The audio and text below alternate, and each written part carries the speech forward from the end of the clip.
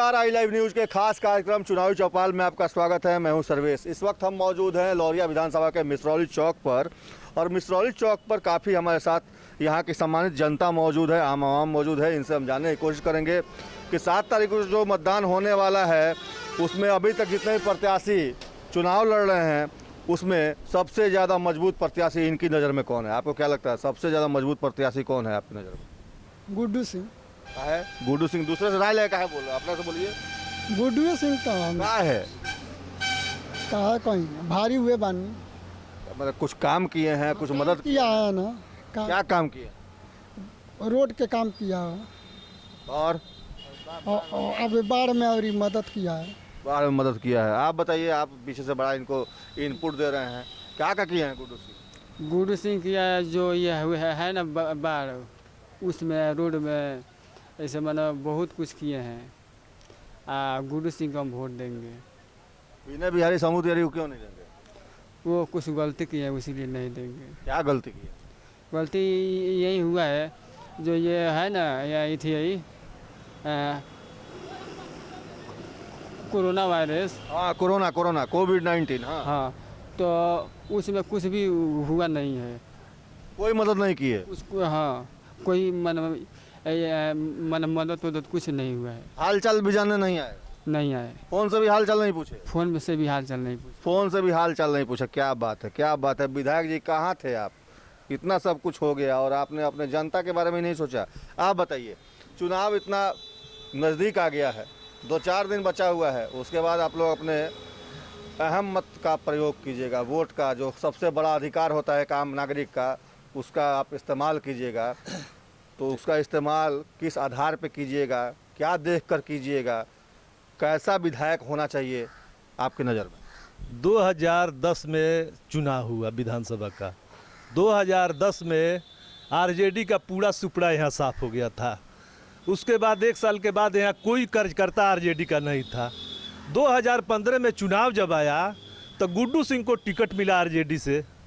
गुड्डू सिंह आए, चुनाव बढ़िया तरह से हम लोग लड़े, हम सारा कार्यकर्ता उनके साथ थे, बढ़िया तरह से लड़े और 41,000 वोट लेने का उन्होंने काम किया। उसके बाद 2015 से लेकर 2020 तक उन्होंने बाढ़ में, कोरोना में और जगह जगह थी 2 महीना 4 महीना पर सारा कार्यकर्ता का हाल चाल लेते थे। लेने के बावजूद और टिकट का भी दावादारी थे 2020 के लिए। उसके बाद उनको कोई कारण से टिकट नहीं मिला। उसके बाद हम लोगों का मीटिंग हुआ, हम लोग सभी कार्यकर्ता करीब हजारों की संख्या में कार्यकर्ता थे। हम लोग कहे कि आपको चुनाव लड़ना है, तो इन्होंने जाके बसपा से ज्वाइन किया और ये बिहार के प्रदेश सचिव थे, इस्तीफा देकर बसपा का टिकट लेकर आए और चुनाव हम लोग लड़ने की तैयारी की और नॉमिनेशन दिया। आज स्थिति हम लोगों का इतना मजबूत है कि अभी हम लोग किसी से लड़ाई नहीं लड़ रहे हैं। जो शंभू तिवारी हैं, विनय बिहारी हैं, गुड्डू सिंह से लड़ रहे हैं। गुड्डू सिंह का वोट तोड़ने के लिए लड़ रहे हैं। वो लोग, उन लोगों का कोई वजूद अभी नहीं है जोगापट्टी लौरिया में। सिर्फ गुड्डू सिंह अभी हर तरफ, चारों तरफ जाइएगा गुड्डू सिंह का बोलबाला। मतलब ये मान लिया जाए कि 1 नंबर का जो दावेदार है, 1 नंबर का जो कैंडिडेट है वो गुड्डू सिंह है। यहाँ लड़ाई दूसरे और तीसरे नंबर की है जो कि विनय बिहारी और शंभू तिवारी में है कि दूसरे नंबर पर कौन आएगा, यही कहना चाहते हैं? जी, दूसरे नंबर पर हमारा लड़ाई विनय बिहारी से है। शंभू तिवारी 3 नंबर पर है। हम लोग 1 नंबर पर गुड्डू जी अभी चल रहे हैं। अब देखिए आगे 2-3 दिन और है, क्या होता है। बिल्कुल, आगे 2-3 दिन और है, क्या होता है। मेरा कहना यह है कि वो 25 साल से वो प्रमुख है, 20 साल से, जब से 2001 में चुनाव हुआ, 2000 से उसी वक्त से लगातार प्रमुख रहे हैं। पिछला बार जब चुनाव लड़े थे निर्दलीय से, तो निर्दलीय से चुनाव लड़े, गुड्डू सिंह को हराने का काम किए।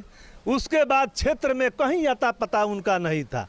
जो भी था कोरोना में, बाढ़ में, गुड्डू सिंह कोरोना में घूमते घूमते उनको भी कोरोना हो गया। अभी उनका सेहत देखिए, अभी सेहत अलाउ नहीं कर रहा है घूमने का, उनको भी कोरोना हो गया। अब वैसे आदमी को कैसे निगलेक्ट किया जाएगा? बिल्कुल, वैसे आदमी कैसे निगलेक्ट किया? क्या बात सही कह रहे हैं? जी सही, बिल्कुल सही कह रहे हैं। कहे गुड्डू जी भैया ऐसा नेता कोई नहीं है। विनय बिहारी 15 साल से रहा और हम लोग का कुछ मदद नहीं किया। मंत्री भी रहे हैं सुने हैं। हाँ, मंत्री भी रहा है। वो नाच बजाने और गाने वाले को हम लोग अब इस बार वोट नहीं दे सकते हैं। हम लोग के लिए सबसे बेहतर है गुड्डू सिंह, जो हम लोग को बाढ़ और कोरोना में सबसे मुलाकात किए और कुछ सहायता भी किए, और वो 5 साल पूरा मदद किए आरजेडी का, फिर भी उनको टिकट नहीं मिला। और जो 5 साल साफ विलुप्त था उसको एक बार टिकट मिल गया पैसा की वजह से। इसलिए हम लोग बहुत दुख है कि गुड्डू भैया का टिकट नहीं मिला, लेकिन जिस बसपा से आए हैं हम लोग को उन्हीं को वोट देकर विजयी बनाएंगे। बसपा से आए तो क्या हुआ, गुड्डू जी को ही वोट देंगे क्योंकि उन्होंने काम किया, ऐसा लोगों का मानना है। आपको क्या लगता है कि नीतीश जी और लालू जी कहते हैं कि डबल इंजन की सरकार है केंद्र में और राज्य में भी, फिर से एक बार अगर नीतीश जी सत्ता में आए तो डबल इंजन की सरकार होगी और विकास की रफ्तार दोगुनी रफ्तार से चलेगी आगे, तो ऐसा लगता है आपको? जी नहीं, क्या लगता है? हमारे हिसाब से तो तेजस्वी जी का ही सरकार ठीक है, लेकिन हम लोग तो गुड्डू भैया से बहुत ज़्यादा करीबी है। अगर गुड्डू भैया ज़्यादा प्यार करते हैं, काहे कि हम लोग का दुख सुख में गुड्डू भैया ही आते हैं जाते हैं। हम लोग 2015 में चुनाव लड़े थे, उस समय से उनके साथ है। वो चुनाव हारने के बाद 5 साल भी बहुत क्षेत्र में भ्रमण किए, मेहनत किए, उनके साथ हम लोग मीटिंग में गए, बुलाए सब कार्यकर्ता को, और आश्वासन मिल रहा था वहाँ से टिकट गुड्डू भैया को मिला। लेकिन लास्ट समय में गुड्डू भैया को टिकट नहीं मिला, तो लास्ट में एक मीटिंग कराए, उसमें हम लोग सारे लोग कहे कि आप चुनाव लड़िए, तो वो कहे कि हमको 3 रोज का समय दिए, सोच समझ। ये बात तो हम समझ गए कि ठीक है, वो क्या टिकट उनका कट गया, शंभू तिवारी को टिकट मिल गया, फिर कैसे कैसे वो बसपा का टिकट लेके फिर चुनाव मैदान में, वो तो बात हम समझ गए। हम आपसे ये जानना चाहते हैं कि डबल इंजन की सरकार जो मोदी और नीतीश कह रहे हैं, भरोसा है मोदी नीतीश पर? जी भरोसा नहीं है उन पर। क्यों? क्योंकि आज तो 15 साल में कुछ नहीं किए हैं। सड़कें तो खूब बढ़िया बनवा दी नहीं तो सड़कें तो भले योगा पट्टी में नहीं वो तो लालू यादव का रीजन का ही सब सड़क पास हुआ था, उसी समय का बन रहा है अभी तक। योगा पट्टी वाला तो अभी तक नहीं बना। तो वो तो विनय बिहारी हाथ पैंट पे घूमते घूमते रह गए। तेजस्वी यादव ने उनको बुलाकर माला वाला पहनाया, तो तेजस्वी यादव चक्कर बन रहा है, लेकिन फिर भी कुछ कारण हुआ कि वो अब रुक गया, वो नहीं बन रहा है। तेजस्वी की सरकार बनाने की बात करते हैं, गुड्डू सिंह को विधायक बनाने की बात करते हैं, ये हमको समझ में नहीं आता ये कैसे होगा। नहीं सरकार तो तेजस्वी को ही बनेगा। अब विधायक गुड्डू जी बनेंगे? जी विधायक गुड्डू भैया बनेंगे। ये कैसे होगा? यहाँ से हम लोग गुड्डू भैया को ही जिताएंगे जोगा पट्टी से। मतलब सरकार नीतीश की नहीं चाहिए, विधायक विनय बिहारी नहीं चाहिए? नहीं चाहिए, सरकार नीतीश को नहीं चाहिए, विधायक विनय बिहारी नहीं चाहिए, विधायक गुड्डू भैया ही होंगे। विधायक गुड्डू भैया ही होंगे। आप बताइए क्या लग रहा है, इस बार का चुनाव आ गया है, समस्या क्या क्या है इस इलाके में? समस्या क्या है? समस्या तो बहुत समस्या है। जैसे कि कोरोना अथी में कोई नहीं मदद किया। नीतीश कुमार बिहार के मुख्यमंत्री होकर कुछ नहीं दिया, कुछ बोला है बिहार के बारे में, बिहार की जनता का कुछ रिलीफ दिया जाए। चाहे विनय बिहारी कुछ बोले हैं, 10 साल से यहाँ विधायक रह चुके हैं, आज तक चेहरा दिखाया है चुट्टा को। हमें इलेक्शन निकलने वाला है, तो हम लोग तो अनपढ़ आदमी हैं, हम लोग कुछ जानते सुन रहे हैं, सुनते हैं जो हाथी छाप निकल जाएगा, हाथी छाप को वोट देंगे।